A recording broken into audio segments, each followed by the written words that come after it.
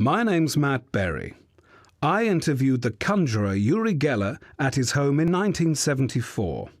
He wasn't keen at first, but eventually agreed and was very welcoming.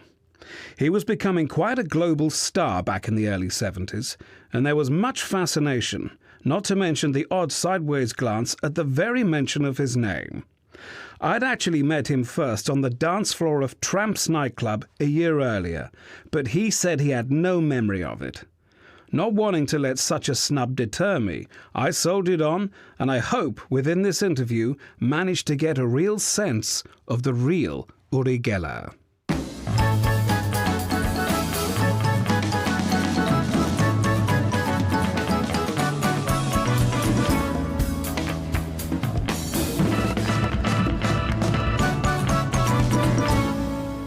You were born Uri Geller in 1946 in Palestine to Isaac and Manzi. Is that true? Yes. And you were one of 8. It's really a rather sad story now that you bring it up. My mother, believe it or not, was pregnant 8 times. Good God, and you're one of 8 children, and you were the 7th son. Yeah. So tell me about your father. My father didn't want children. Really? Okay, so that would explain his behaviour towards you. Yes. Now, I get the impression from things I've read that he was quite controlling, your father. He was a controlling man because he was a military man. He was in the Hungarian army. And when it came to your powers, I mean, your father was sceptical. He thought you were crackers. He had such a presence, and the military uniform made him look, like a movie star. Wow. And that was very unfortunate for my mother because women were chasing him day and night. Why was that? Extremely good-looking man. He was very, very handsome. Okay. What profession did your father want you to go into? When both my parents discovered my powers, when I started showing them that I can actually bend spoons and make watches move and clocks go to different hours. Right. My father wanted to take me to a psychiatrist, strangely enough. I'm sure. My mother was... Did he succeed? Obviously, because we were poor. What would they have liked you to have done? They wanted me to be a doctor or a lawyer or something like that. And they wanted me to be successful. What, even your mother? My mother was saying, just leave him. It's a talent. It's something he was born with. Okay, and... it says, there's a long list of professions that you've had, including male model, which we'll come back to. Yes. But also, you were a spy. I was tortured for weeks. Really? Now, your 2 brothers. Joker and Peter. Joker and Peter. What did they become? 2 dogs. 2 dogs? What do you mean? You turned them into dogs, or do you mean they became evil? I don't know. This is something that has been bugging me for years. Really? Now, it's about this time in your life that you struck upon the incredible idea to become a male model. Now, what on earth made you decide to pursue that? I was lucky to have been born in a way handsome, and that helped me terribly in my career, I do know. And it's around this time that you began wearing makeup, which I can only imagine to be quite a robust move in mid-1970s Israel. Makeup, for goodness sake, that's a taboo. I'm not surprised. What was the reaction? They would make fun out of us. Right. It was a no-no in the kibbutz. There was no such thing as makeup, for goodness sake. But even so, if it hadn't have been for the male modelling and possibly the makeup, you would not have been able to afford your first bedsit. Which I never had. I never had a bedroom. My bedroom was a balcony, one that was covered with plastic sheets to keep out the rain. And it says in your autobiography that this first bedsit was haunted by a ghostly figure of a man who you describe as being a cross between Guy Fawkes and Ronald MacDonald. That was a terrifying moment in my life. Why was that? It was so weird, so surrealistic, actually. One day... And just to be clear, this all happened in Tel Aviv. Yeah. There you were. There I was, a young 20-year-old. I was a model, I modeled. I know that. Let's get back to it. So this figure corners you. And he locks the door, and he said, "Come close to me." Right. And so I come close to him. I didn't know what he was about to do to me. And suddenly he starts unbuttoning Whoa. his... You're on and Radio 4. then he pulls out. Here's particulars. And I thought I'm going to die. You must have been terrified. Everything changed. I mean, today it's a whole different story. But then it was terrible. And so I was very, very much scared. Okay, I'd like to do something now that I do to all my subjects, Uri. Yes. I'd like you to empty your pockets and one by one describe the contents. Lipstick. Gold chain. A little Star of David.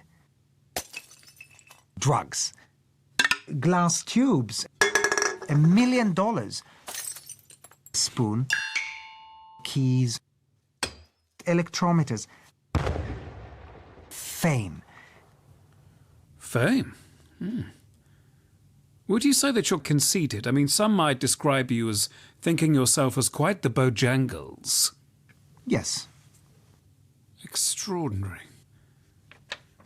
Now, although this is radio, I know, and I'm sure you're not expecting this to happen. Here we go. But I do want to demonstrate you what I do. But Uri, we're on the radio. People won't be able to see. They'll just think that you're pulling a now, fast. these keys here are not mine. You know, I don't Well, know they are. You just- whose this is, but you just pulled them I out want of you your to hold pocket. this too. And I want you to observe very carefully what I do. You can describe what I'm doing. See?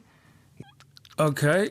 Uri Geller is holding he's holding some keys with one hand while feverishly rubbing them with the other. While he's doing this, he's fixing me with the most piercing stare.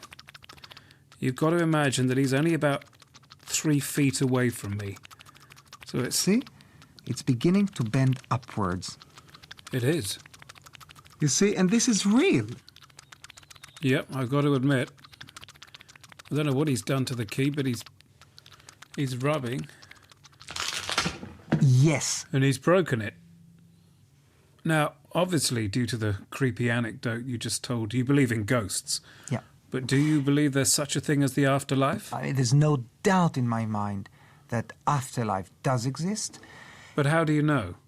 I mean, would an atheist reincarnate? Everyone will. Everyone will. Not my soul will. It'll go somewhere. Don't ask me where. Where?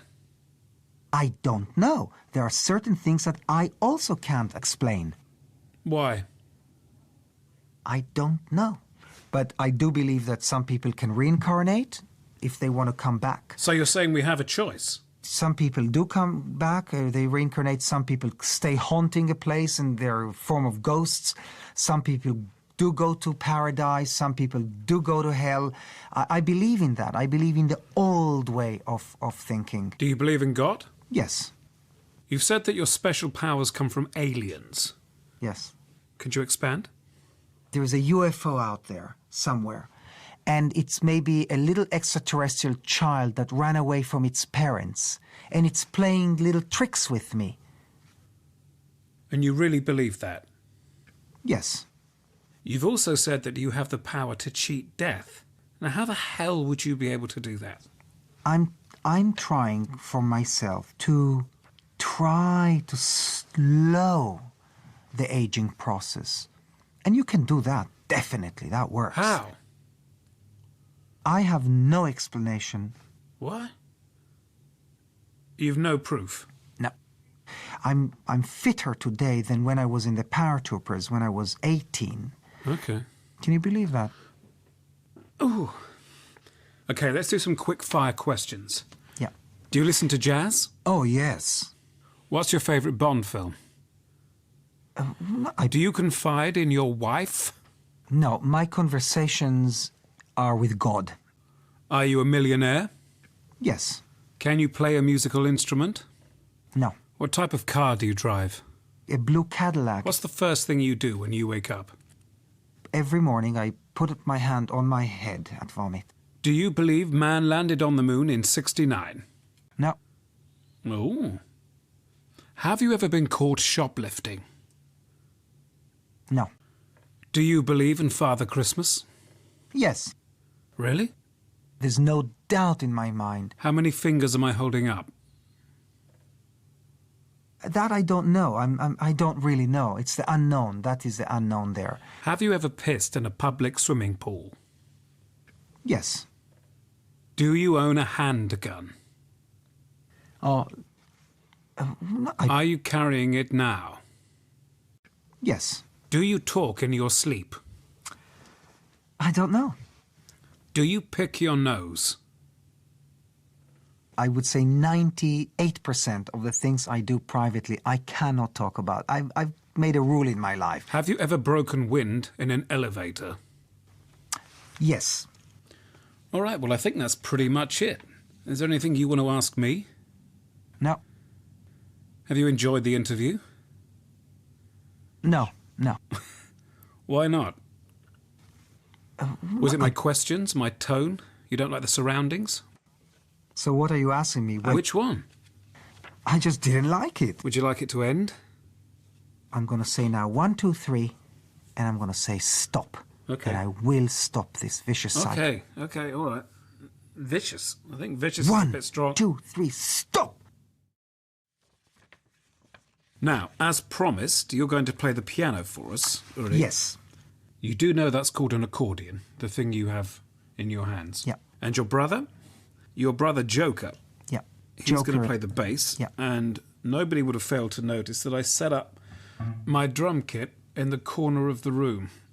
No, I'm not an amazing drummer, as you'll all find out. Oh, what's the name of the piece we're going to play, Uri? Eat, vomit, vomit, vomit. Eat, vomit, vomit, vomit. That's it. Well, it's a piece he's written himself with his brother Joker. But I'll go and get into position. And you start us off, Uri. Yeah. 1, 2, 3, Oh, yeah. Eat, vomit, vomit, vomit. Eat, vomit, vomit, vomit.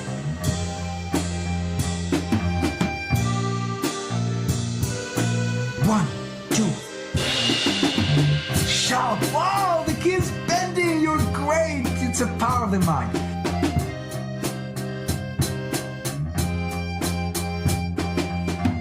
Eat, vomit, vomit, vomit.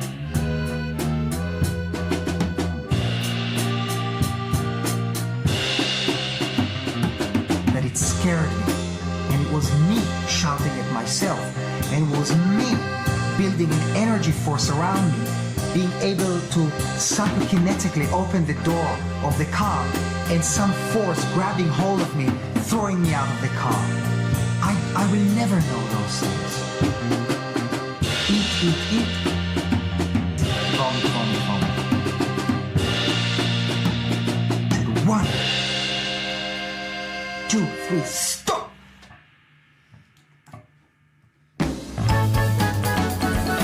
Matt Berry Interviews was written, performed and edited by Matt Berry. The producer was Matt Strong and it was a BBC Studios production.